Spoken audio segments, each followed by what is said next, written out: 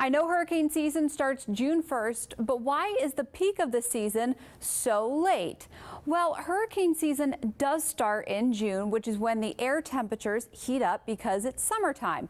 And the main fuel for these hurricanes and tropical storms is warm ocean water. Unlike land, water doesn't heat up very quickly. Meteorologist Aubrey Urbanowicz.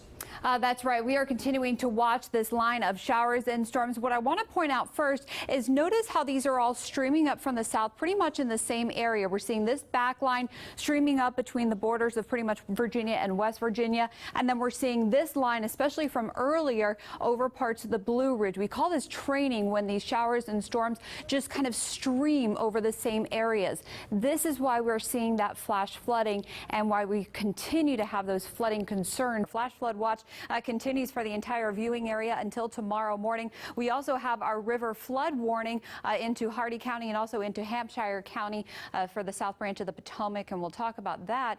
Let's take a look at that river because right now it's only at about 4 feet. Flood stage is at 15 feet. We are expecting it to reach flood stage tomorrow afternoon after the rain has stopped. However, the river will not crest until Saturday morning, and it is expected to crest about 5 feet above flood stage. This is the time now to make sure you do take cover and take these precautions.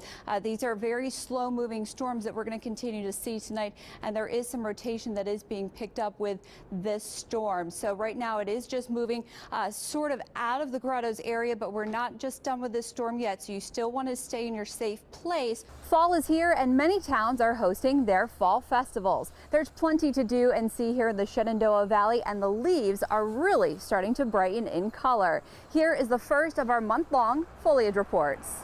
Well, after all the rain in Virginia's spring wildfire season officially now over, the Virginia Department of Forestry actually put out some numbers this morning.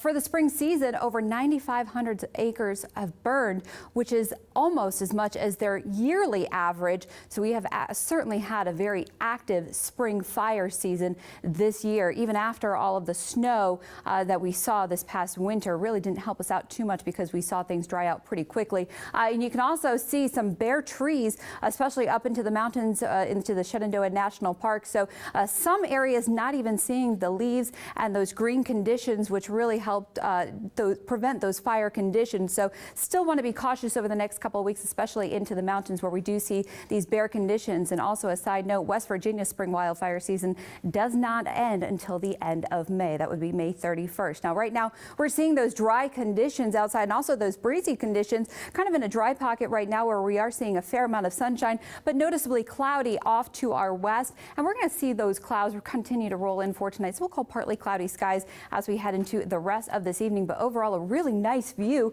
from pinnacles up at the Shenandoah National Park, and 70 degrees outside our studio. A comfortable day with a fair amount of sunshine. And that was certainly a nice change after all of these cloudy and overcast and rainy days. Picked up a little bit of rain, just over 1/10 of an inch this morning, and a bit of a breezy afternoon. West winds 11 miles an hour with some higher gusts around 15 to 20 miles an hour for today. So average rainfall for April just under 3 inches, and this season we actually picked up almost 5 inches of rain for April. So we are certainly up not just for the month but also for the year. That gives us a nice running start as we head into the rest of spring and also into summer, because we tend to dry out in summer.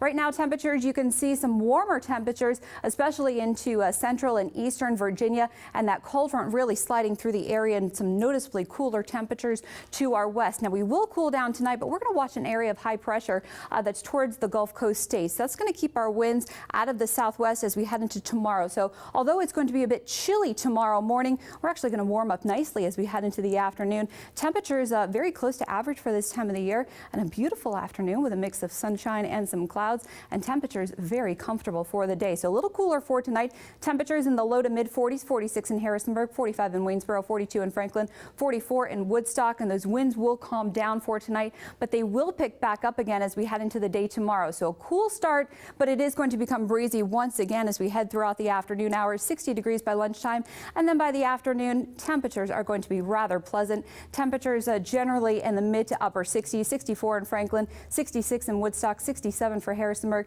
68 in Waynesboro. Just an overall really nice afternoon for the day. Now take a look as we head into the next 7 days, because our temperatures, they're they're going to continue to stay very pleasant as we head into the weekend, although we'll still hold on to that breeze. Sunday, we're looking for a front that's going to cross the area. That's going to provide us with a chance of some showers, and then we'll cool down a bit behind it on Monday, I should say. And then as we head into next week, we go from the low to mid to upper 70s.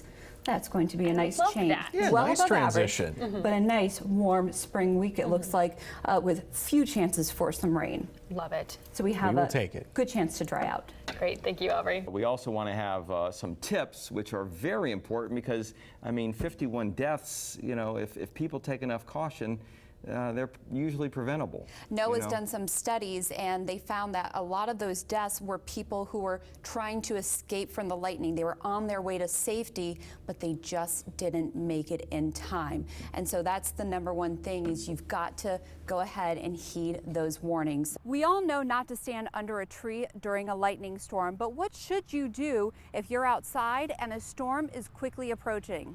Most people who are struck by lightning are struck as they are trying to seek shelter. That's what happened to 2 people in Rocky Mountain National Park recently. So you have to react quickly if you think a storm is moving in. If you hear thunder, the storm is close enough to strike you. Don't lay on the ground. The energy from a lightning strike can spread out up to 100 feet. Also,